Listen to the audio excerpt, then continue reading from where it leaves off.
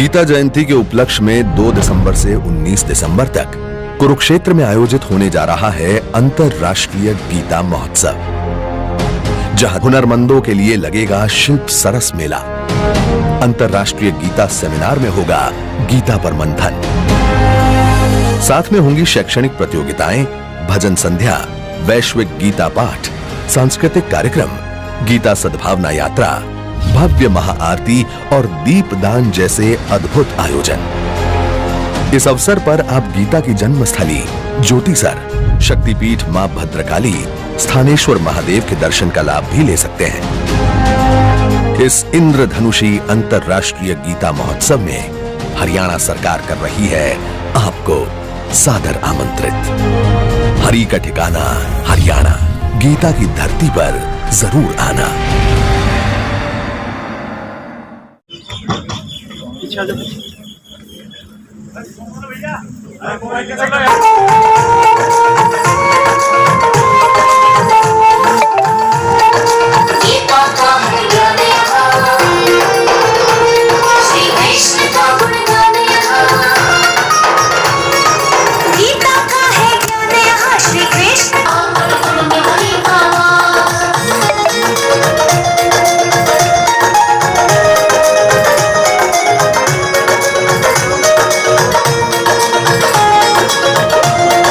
श्रीमद् भगवत गीता का इतिहास, उसके साथ जो जुड़ा हुआ है, बहुत से ऐसे शहीद हैं, उन्होंने प्रेरणा गीता से ली है।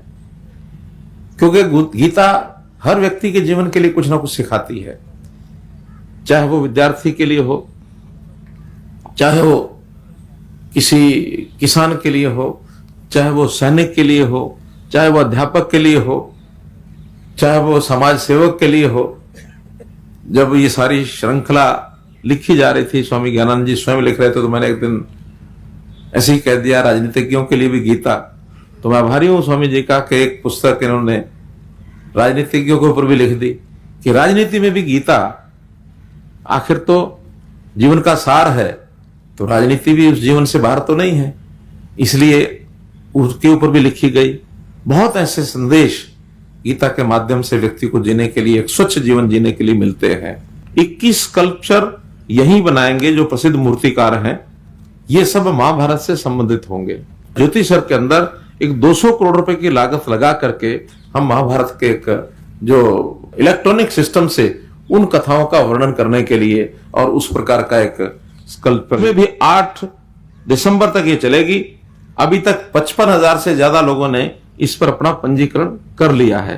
स्वतंत्रता सेनानियों का सम्मान, 75 स्वतंत्रता सेनानियों का और उनके परिजनों का ये भी सम्मान किया जाएगा। 75 वर्ष पूरे हुए हैं, तो इस बार ऐसा विचार किया कि ऐसे परिवार, 75 परिवार, हालांकि अब स्वतंत्रता सेनानियों के परिवारों यानी उनकी अपनी संख्या तो कम होती जा रही है, तो उनके जो परिवार हैं उनको सम्मान करने के लिए हम बुलाएंगे। पर्यटन मंत्रालय, भारत सरकार की ओर से स्वदेश दर्शन योजना, इसके अंतर्गत कुरुक्षेत्र को कृष्णा सर्किट में शामिल किया गया है, जिसके लिए हमको 97 करोड़ रुपए की राशि ये मिली है, जो अभी ब्रह्म सरोवर, नरकातारी, ज्योतिसर, सन्निध सरोवर और शहर के अन्य विकास कार्य, इन सब में उसको लगाया गया है। तो ये सारा जो विकास हम देख रहे हैं, इसमें केंद्र सरकार का भी भरपूर हमको योगदान जो है वो मिला है। स्वच्छता के नाते भी इस कुरुक्षेत्र नगर का बहुत ध्यान रखा जा रहा है। हमने इसको एक अभियान चलाया, एक योजना बनाई है, दिव्य कुरुक्षेत्र योजना।